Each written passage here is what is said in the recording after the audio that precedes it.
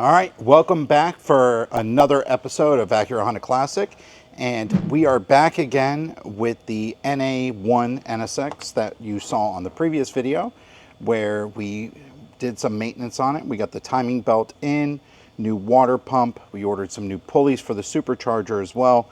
We also pulled the axles out and rebooted them. That being said, we're here to finish up the rest of the stuff. We're going to finish installing the valve covers and the new Supercharger pulleys, put the axles back in, address the brake issues, address the AC issues, and then also look into see the solution that Science of Speed offers for the fuel pump issue that we're having as well. So where we're going to get back on is we're going to finish putting the engine back together, timing belt, tensioner for the Supercharger, making the engine complete. So let's go ahead and get onto it. And I think we'll start by putting the valve covers on. All right, so we're going to start by putting some new valve cover gaskets on here, removing this old RTV that looks like somebody put in here. And once we get these in, we'll clean up the surface on the motor and get it ready to accept it.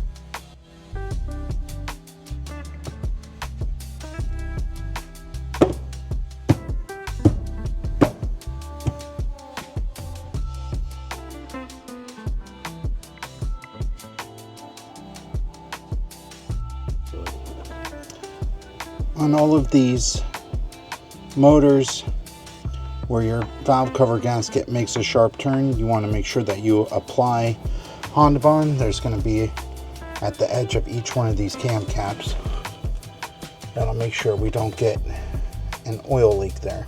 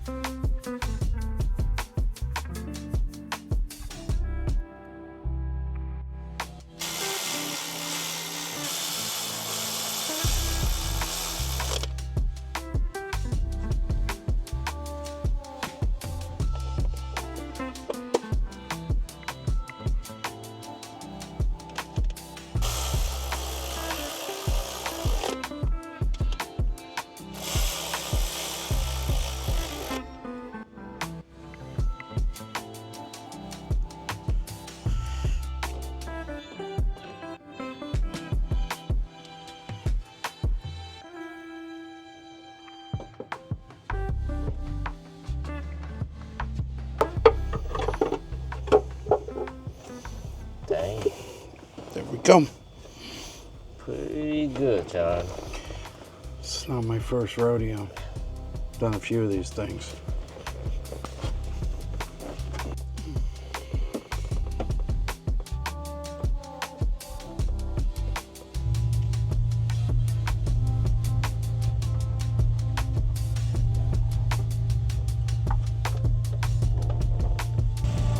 All right, so now we're getting ready to install the tensioner assembly for the Supercharger. We went ahead and we got a new, these two pulleys new. This one wasn't available, but this one's in good shape. We've had issues with these on other Supercharger setups, so some good insurance. We saw that this one was loose, so we're going to go ahead and replace it anyways. They came from Science of Speed. The Supercharger came from Science of Speed, so a good resource for getting replacement parts.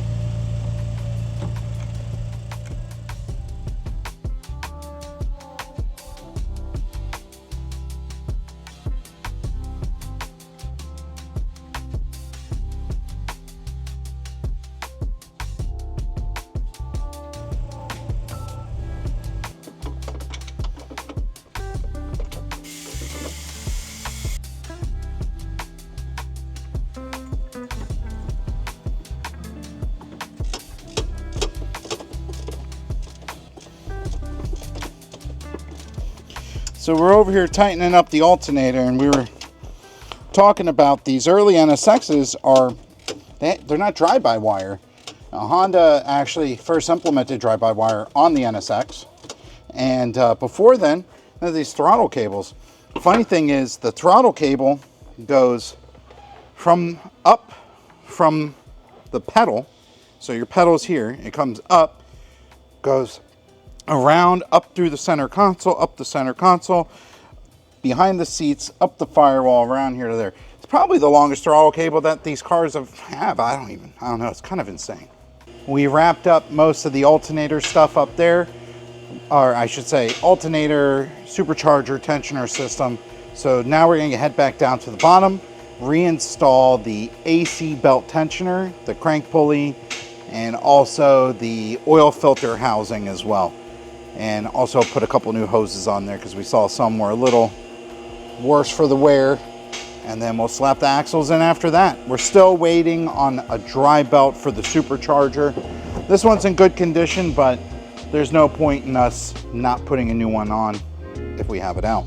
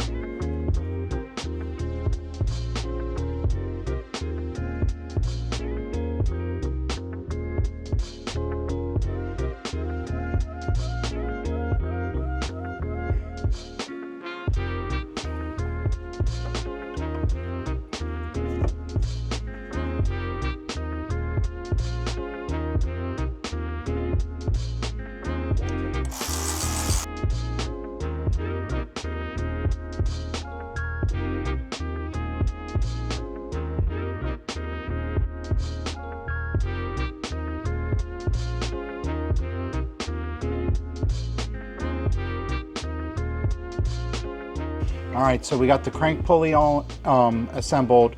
The timing belt's pretty much done. We're just waiting on our one dry belt to come in to wrap that up. So we're gonna go ahead and throw the axles in.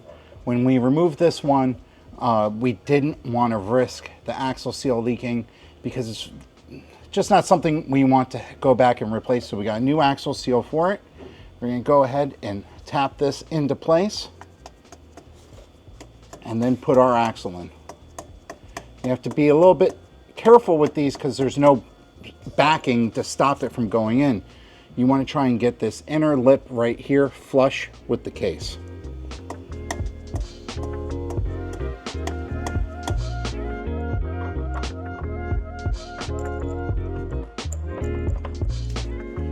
Just there. A little bit more.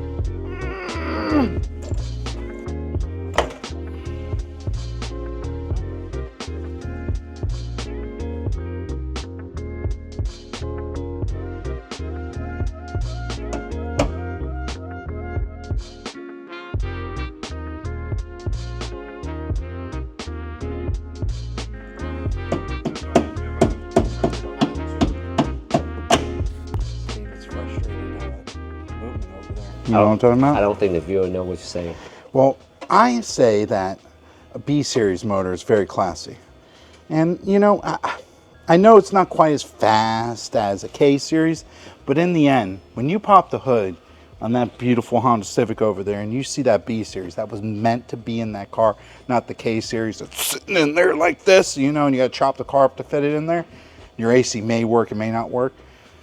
When that B series and that Supercharger screams past David's K-swapped race cars, I'm just going to show them that what class can do is beat the K-series and have class. All right, so our replacement Goodyear Gator back Supercharger Specialist belt just came in. We had to order it from eBay. That's where it was available, but it's beautiful belt. It is nice, soft, supple, and it has that beautiful Gator back texture to it that's supposed to make it grip better. I don't know, but we're replacing the same belt that was on there with the new one. And I realized that I mounted the Supercharger, or I should say the alternator, too soon because it seems that I have to put the belt in between this space here before I put the alternator. So I'm going to back the alternator off, get this belt stuck behind it, and route it. There's a bunch of pulleys, so it'll be fun.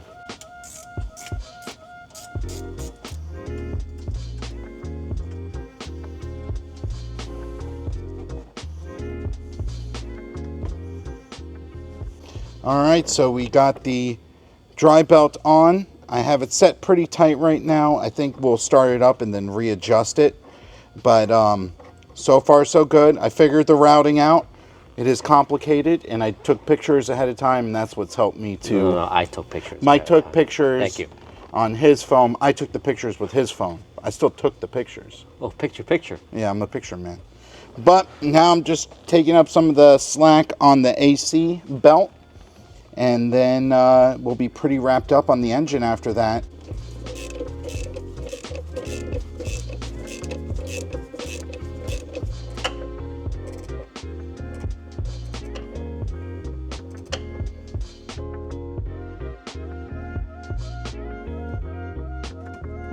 So we noticed that the oil pan gasket was weeping a little bit.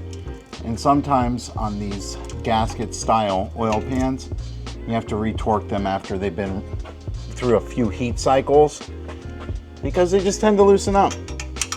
So we're gonna go ahead and do that because some of these are pretty loose now.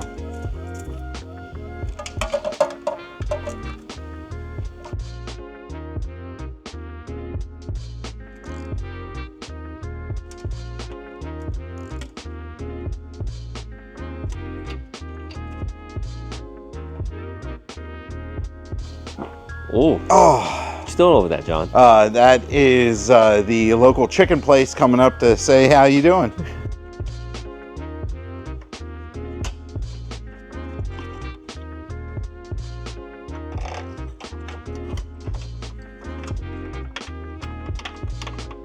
All right, so we're gonna fill the coolant up, then we're gonna check the oil after we give it a few cranks, and then it'll be time to fire this bad boy up and make sure I didn't break anything doing the job, which I got faith in myself. I don't know if Mike has faith in me, but you know, as long as you got faith in yourself, that's at least one person that believes in you.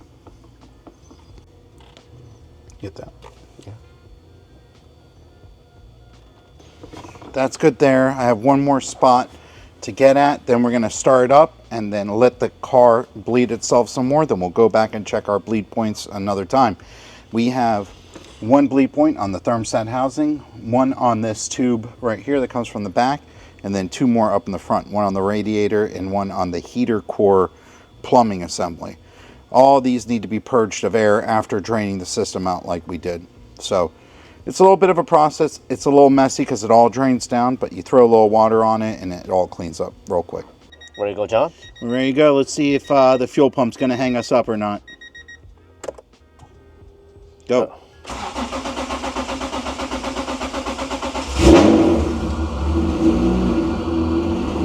Yeah, baby.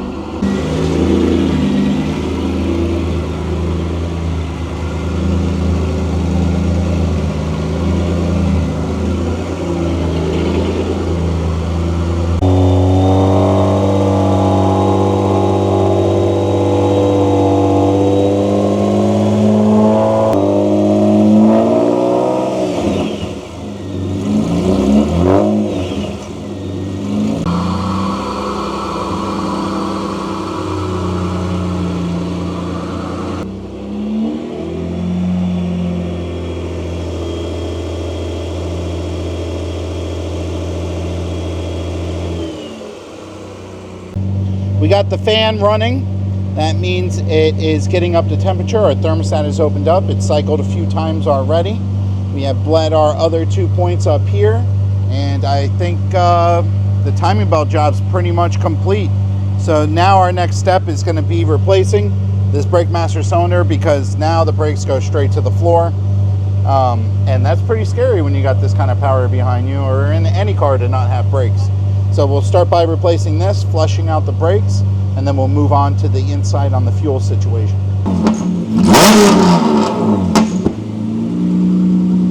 Yeah, baby. Where's your tight vest now? All right, here we have our brand new brake master cylinder for the NSX.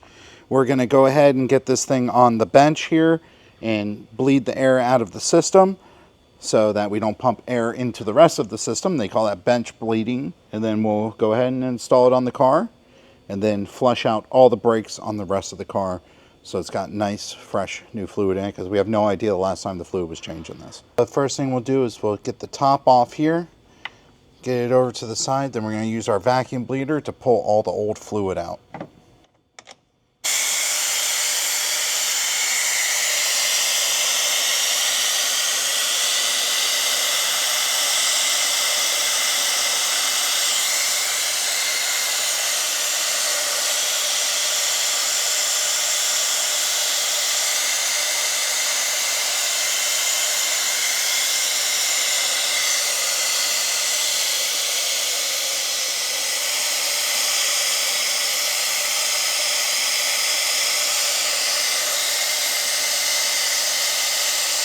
So as you can see, there was some really nasty fluid inside there, so rightfully so, we're changing this out and it's coming with all new components. So let's go ahead and pull the lines and then we'll pop this baby off.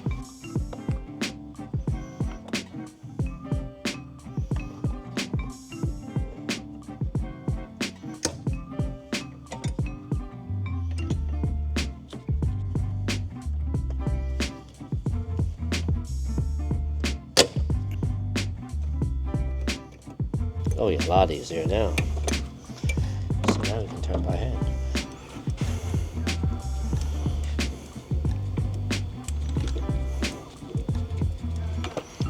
Yep.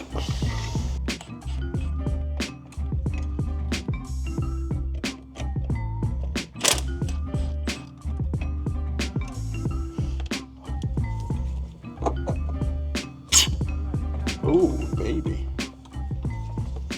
So we have our fittings in here. What this is going to do is allow us to bleed the system back into itself so it doesn't shoot brake fluid everywhere. So we'll go ahead and we'll add brake fluid into the reservoir. About halfway there, that should be good. And what it will do here is bleed the air out of the system.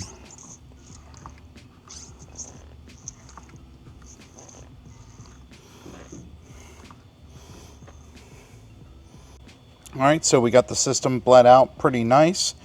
Now what we're going to do is walk this over to the car, then remove these so that it doesn't drip on our way over there. We'll have some rags underneath it to catch it so we don't mess up anything underneath.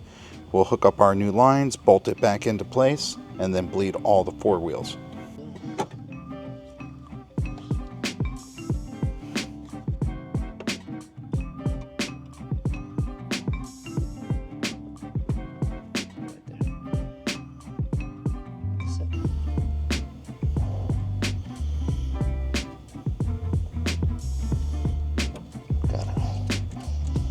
Good thing you have small hands, Mike. Good for something. That's right.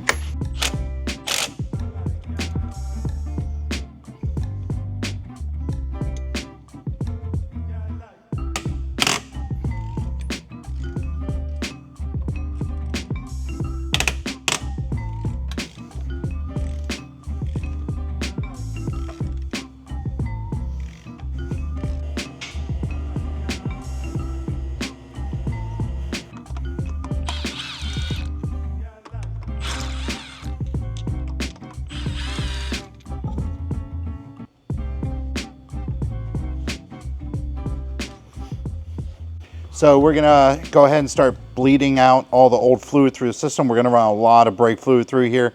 Make sure we get out all of the contaminated fluid. We're gonna start the farthest point from the master cylinder. It's gonna be our right rear. And Mike's gonna start pumping. I have the easy job. He's gotta work his leg out. Whenever you're ready, baby.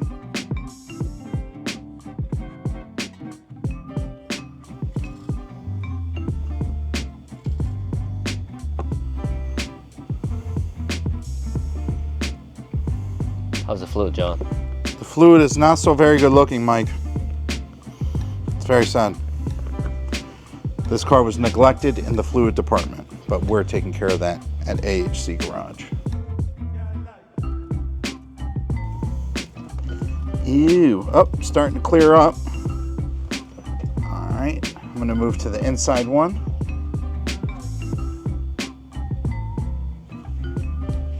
I'll tell you what, All-Star Performance brake bleeding bottles, they're one of my favorite products. Man, I'm working my calf muscle. I was gonna say, I do not like pumping. I will do this part, Miguel makes me do it every time. He goes, nope, you're on the inside, buddy. I think that will do it. How do the brakes feel, Mike? Very firm. Good, good, good, good.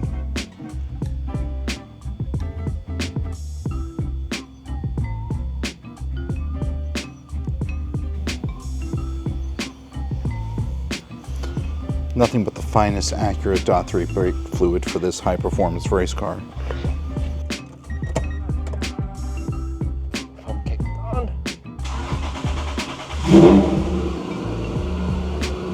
Nice pedal. Beautiful. Very nice. Solid, right before it went all the way to the floor. All the way to the floor was so sketchy when I pulled from the main shop to here. I'm like, dude, I was stopping with e-brakes. Yeah, this car was very dangerous to drive on the way over, so another mission accomplished. Now only a few more things left, and then we're ready to hit some boost in the Honda.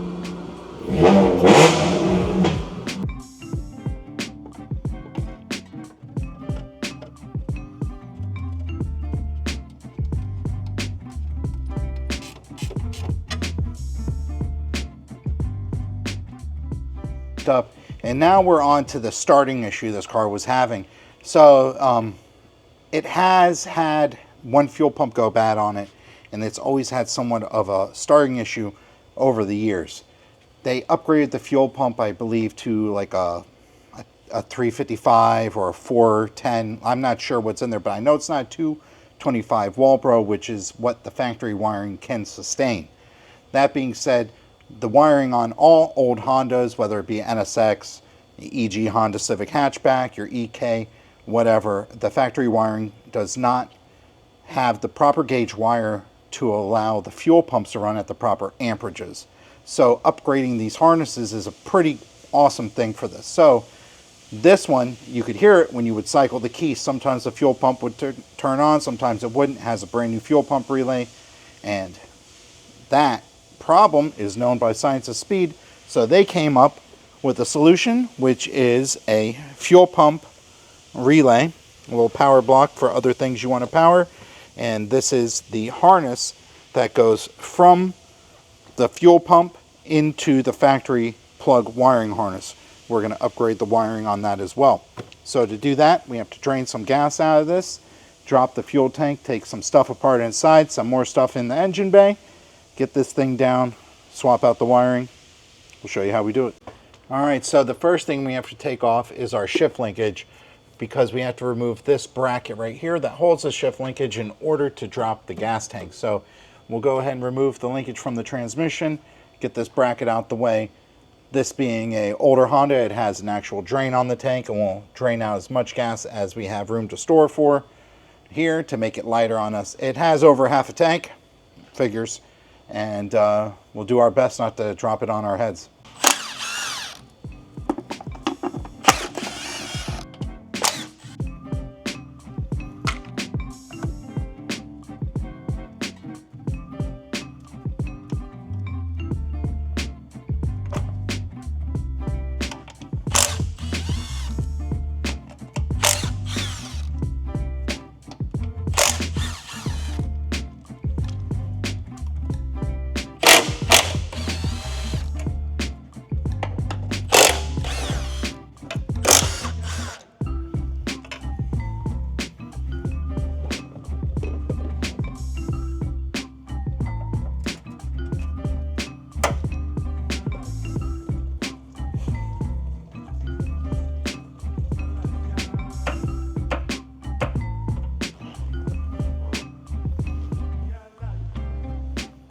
All right, so now we have everything done at the bottom of the car. the last thing we need to do down there is actually drop the tank. So now from the top side, we have to remove the air box to get to the fuel filler hose over here, an evap line that goes to the charcoal canister right here. And then over on that side, we have to disconnect the fuel feed and the return line. Then we get to go inside the car and start taking apart the access where the wiring goes from the tank onto the body.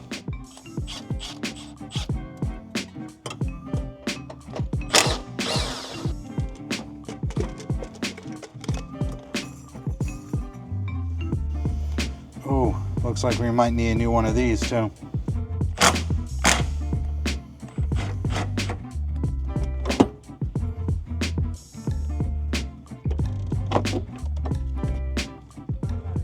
Underneath here is our fuel pump. This is our access. We got one screw that's kind of hidden, and then we get everything out. Right from here, we have to disconnect this little harness. Then that all goes down into here.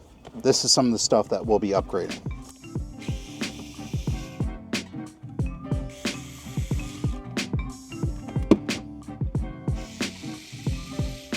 When we went to go inside the car to unplug the fuel pump, we found that it does have a fuel pump wiring kit with an external relay on it. So we went ahead and retrofitted the Science of Speed new stuff into the system. The good thing is the wiring from the tank to the relay was already upgraded, and that was our big concern why we were going to have to drop the tank. So good thing we didn't drop it yet. We did take a bunch of stuff apart, but not actually lowering it from the car. Now that we have the new updated relay installed back here, you can see it right there. All the wiring is in, the fuse block is in. Now, every time we put the key in the ignition, you hear the fuel pump turn on. And that's what was not happening before. So this should alleviate our intermittent no start situation. So now we're just going to put everything back together and adjust the height on this, align it, double check the AC, and then she's on to her customer.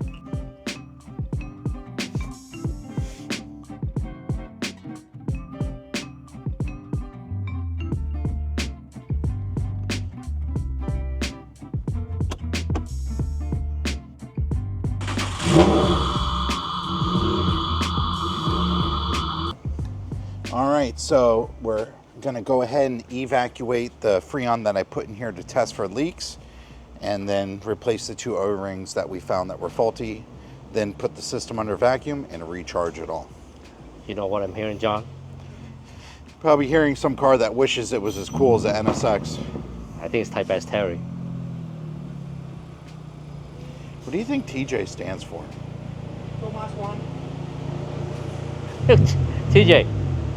TJ, what TJ stands for? Thomas one.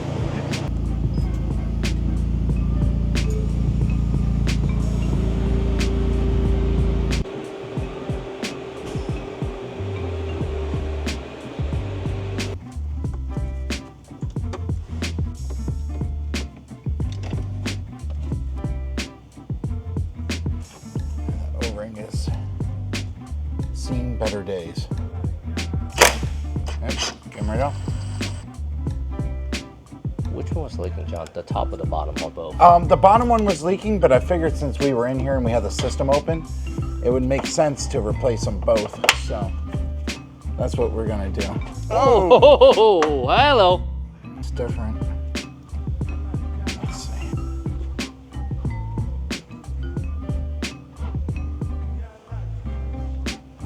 There you go.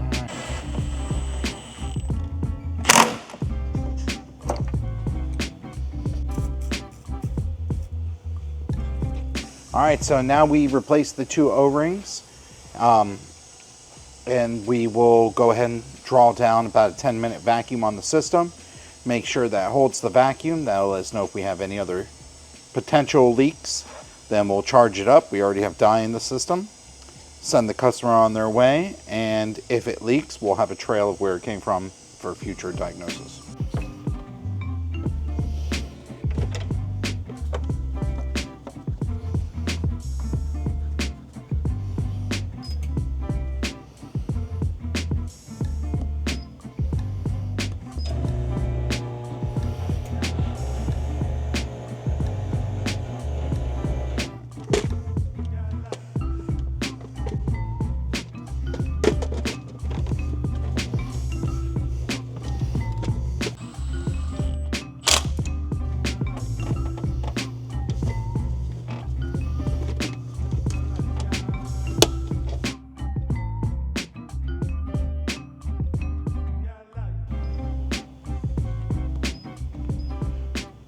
32 ounces. Change the charge to the low side, and we're good to go. So what we're going to do now is we're going to probably fire the car up, put the AC on max cold, recirculate, leave the windows open, and then go ahead and turn this on.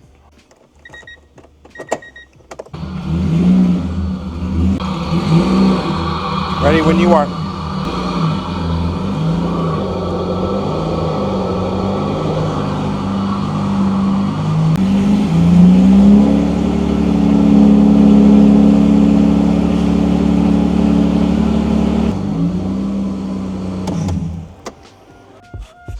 One, two, three, four. Two, three, four. Four.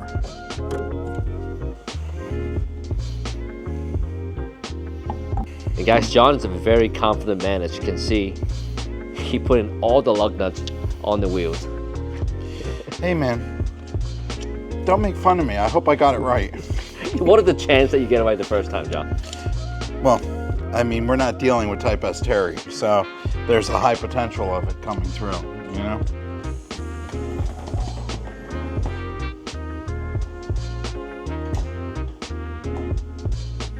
Damn. Damn, John, that's really good. Yeah, actually. That's right where I wanted it. That's exactly what I expected too. Yeah, right? Actually, John, that's really good. What about this side here? This side's got to come up this corner. Oh yeah, that right there. There's only this corner. The back is good. The back's good, yeah. Yeah, maybe I think a couple of turns here. Yeah. To get this side up. But yeah, but this side here looked perfect. That's the height we were looking for. Yeah. It was so low before, God. Yeah. Oh yeah, that looks good. So maybe 2 or 3 turns over there. Yep.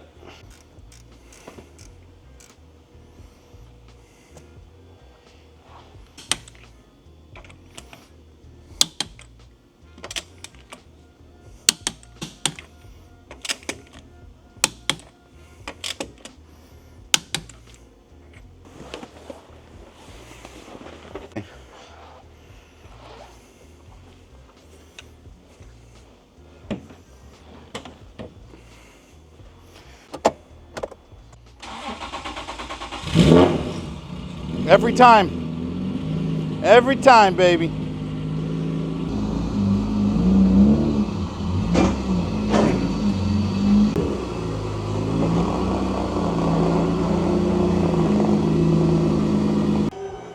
All right, so we got the ride height set. Time to do the alignment. And then we're gonna go rip this car down the road. I don't think Mike can handle it.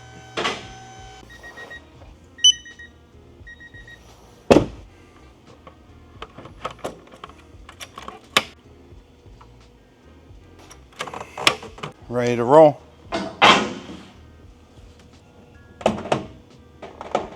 Oh yeah. Oh yeah, it's not happy. All right, so we have our alignment specs up here as of right now. We expected everything back here to be a mess because we pulled the axles out. That means touching the camber bolts and the caster bolt, and I should say toe bolts.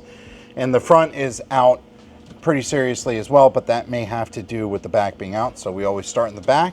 We will adjust camber, caster, and then toe. And that's the way we do it. So let's get it going. This is where we adjust the camber. This is where we adjust the toe.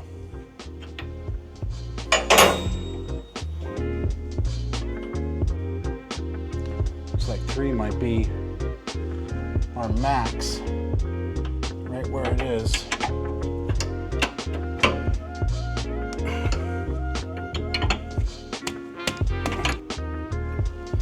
That's the way.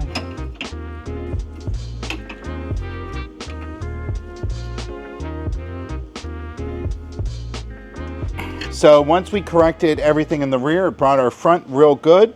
We're going to touch our toe right now. We're not going to adjust our cambers up front because everything clears, and that's within the margin of error for us. So we're just gonna dial that in and call it a day. Let's go, baby. Whatever size that is, not many wrenches fit it. But yeah, this thing fits everything. Probably gonna look a lot better with everything lined up now. It looks so much better already. Take a look at this. Oh yeah. Oh yeah. You know, it's something about a car on an alignment lift, John. It's very satisfying. Well, how good that look? It looks good because you worked on it, Mike. Oh, well, that's go without saying. Yeah.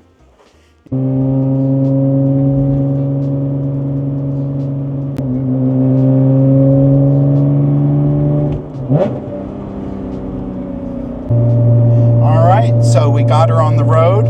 Last night, me and Mike tried to take her out, but the car decided it wanted to give us some Honda drama and fouled out the one of the spark plugs on us.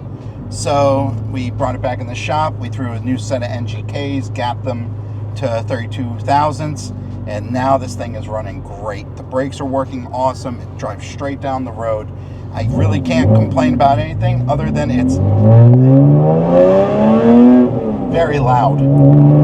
But the car is all together, drives incredible.